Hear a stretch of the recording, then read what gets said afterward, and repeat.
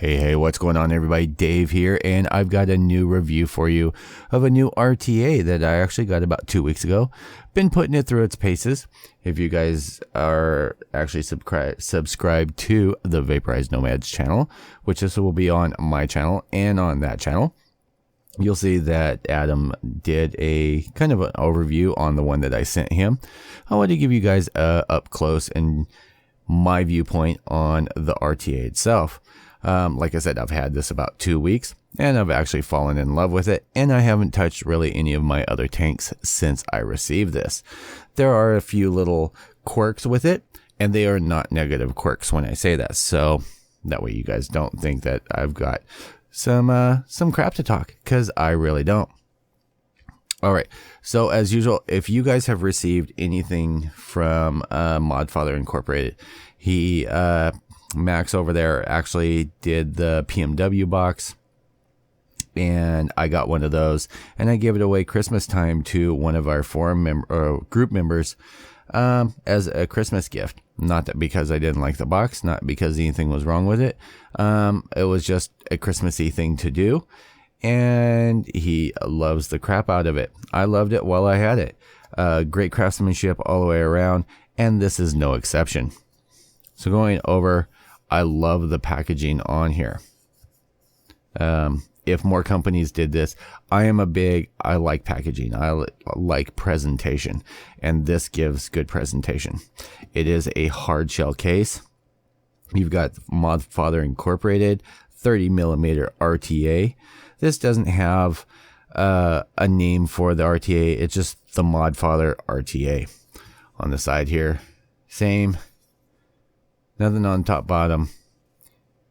You do have markings on here for black and stainless steel. The black has not been released yet. I do have one of those on order with Max, and I can't wait to get that. On the back here, you do have some description. So package, you get the RTA, an extra glass, an Allen key, spare O-ring set, spare screw set, one user manual. You do get the warning. And there you go. So this has already been cleaned. Though when I received it, it was squeaky clean. You do get a magnet side. If you guys can hear that. Fold it open. I did have to kind of do that because it wants to do that. You get a little instruction sheet in here. We'll look at this real quick. So you get the user manual for the 30mm RTA. Basically same thing I just read off. 304 stainless steel, 19mm 2-post build deck, 2.5mm post holes, 9 milliliter capacity, which is massive. Peak insulators, and adjustable direct airflow. And you can check them out at the ModFather Incorporated or Inc.com. On the backside, you've got instructions on how to fill it. Now, this is not like your typical RTA, and I will be showing you why. With normal RTAs, you want to lightly pack the cotton into the bottom. Not this bitch. You need to pack a lot of cotton in here, or it will flood. And it's just because of the design, and it is awesome because of that design. I never had a dry hit on this, no matter what I ended up doing it. So you get a little pocket over here. This has a ton of extra O-rings, some extra grub screws. You get Allen key, which is in this little slot right here. Your extra Pyrex glass, which is always nice to have. I have never, if I had some wood, I would knock on it. I have never broken a glass on any of my tanks, but there's always a first time. And then you get the RTA. So all in all, a great presentation and packaging on that. We'll get that out of the way. And here we are. So bringing you guys a little bit closer, and as usual, in HD. On the very top, you have the engraving, ModFather Incorporated. Nice deep. The machining on this is just sick. Now I got number 376. On the bottom says ModFather Incorporated. Does have a copper 510 pin that's in there with peak insulator. You do get a Delrin drip tip that is removable. I believe, if I remember correctly, Max told me on Lawless tips. Lawless something. I can't remember off the top of my head. They actually make, drip tips for Kennedys, things like that, and they are making them for the size for this RTA. You've got double O-ring on here. This drip tip is perfectly fine, but if you're wanting to color accessorize or make it a little bit bigger, you can end up going that route. So we're going to take that, set that to the side. I'm just going to start at the top up here. We're going to unscrew that. This is your fill port. That is solid, all one piece. Clean, nice sharp threading that's on there. This is heavy. You get 2 huge fill ports on here. I don't care what you're trying to pour in there, it's going to go. And you can see you get a direct shot down all the way into the chamber. You get O-ring that's right there. On the bottom, you get this cup or catch cup. Now you do have to watch when you first get it. This O-ring, it does want to kind of pop out. So when you put it on, you always want to make sure that that O-ring is in there and that it's going to seat on there. So on here, you can see your juice holes that come down and then your wicking holes. I love the rainbow effect that you get off this metal. Again, machining is super clean. You get your RTA deck, which slides out just like so. I do have my standard build in here. It's 9 wrap, 10 wrap, nichrome, 24 gauge, not nichrome, NI80, and built on 3mm. I don't know. I really like this build. It's something quick that I can end up doing. I can hit it on almost any of my boxes, whether it be my hexomes or my other regulated boxes, and I just get a very pleasant vape out of it. So I just left those in there. Those are about 2 weeks old. I think I've run 2 tanks through here. Now, looking at this real quick, you can see you get a velocity style deck, nice beefy blocks that are in there. You get grub screws. I have had no issue with them tightening down, no stripping. And in the bottom, as you can see there, those are your feed holes. So this is what I was talking about with when you put your cotton in, you want to pack that chamber pretty full. Especially if you're doing a lighter juice, 70, 80%. But I have found the higher juices like 90, 95 work even better in here. So you just want to pack down the cotton in there. Otherwise it will end up flooding, especially if it ends up staying like overnight. I did that on one time. You'll see you get these notches, and that's to ensure that it's going to line up perfect in there. It is a nice fit, and I haven't had any flooding or leaking issues due to that. Looking at the bottom, as I said, your juice fills in from here, comes through those 8 massive holes, and floods the bottom of the deck, which then goes back up. You get your airflow control, which is kind of tight because I just washed everything. So if your coils are in here, you get direct airflow right to the coil. And depending on how you adjust your coils, if you have them up, your air is going to come up and under. You can have them hit direct. You can have them hit the top. It's all up to you how you end up doing it.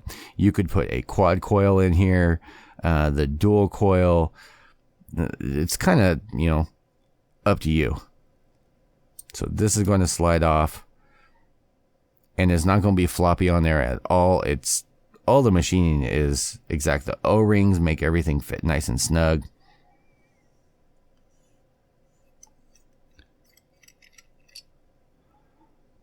There's your top chimney, your glass. The clear O-rings go down in here and also in the upper portion that are up there. So when you do get it, you know, just throw it through ultrasonic or some soap and water and get it all nice and clean. Make sure all your O-rings are in place. So what I'm going to do is I am going to cut real quick.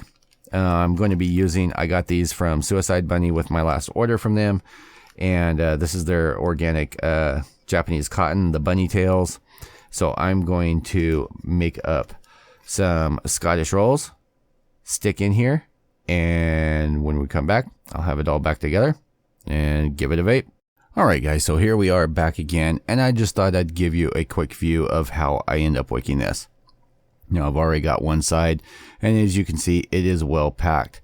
And if I zoom in for you, where normally you just want a light packing, I actually have it pretty dense in there.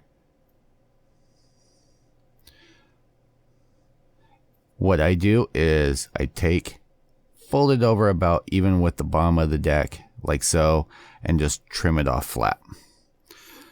So with it fluffed up, and like I said, I did these Scottish roll.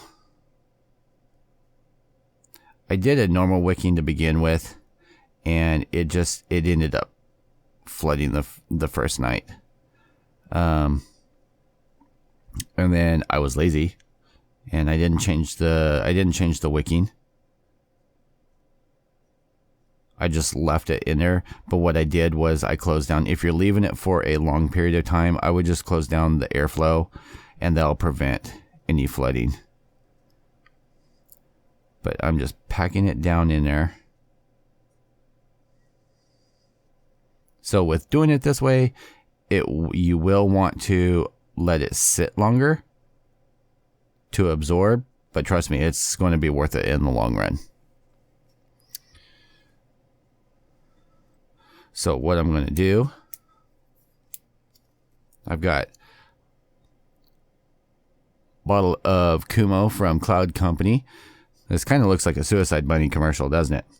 I want to thank Miss Pip Grisham she actually sent me this for my birthday. And I really appreciate that. She sent me a shirt too. So that was really sweet. She's a doll. And speaking of, this Thursday, or not Thursday, which is actually tomorrow, on the 20th, which is Friday, she will be at the Pontotoc Vape Lounge, Vaporized Nomads headquarters, hanging out with Adam and the family over there. So if you are in the area, definitely stop by, check it out. I don't know if Adam is planning on doing a live feed. I am kind of hoping so. That would be super awesome.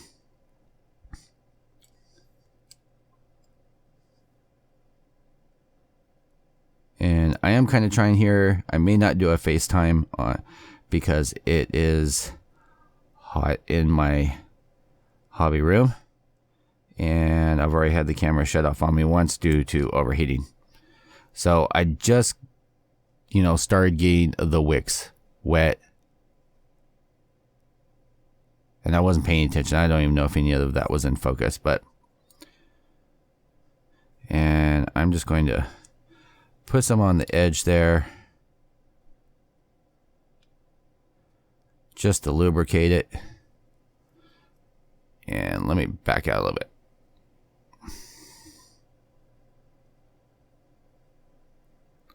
We're going to slip that in.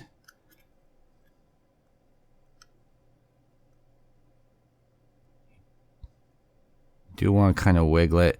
These bottom O-rings, they don't pop completely out, but they're such a tight fit that it does want to pinch it a little bit sometimes. So what ends up happening is as you fill it up, the liquid's going to come down, fill up this whole chamber. And basically your liquid is just, your cotton is just sitting there soaking up the goodness. All right, so we got that all nice and tight. But that's what's great. Holes are so freaking big, you can just do this. And I am not going to fill it up all the way. So good. And I just take some that's on there, put on the O-ring,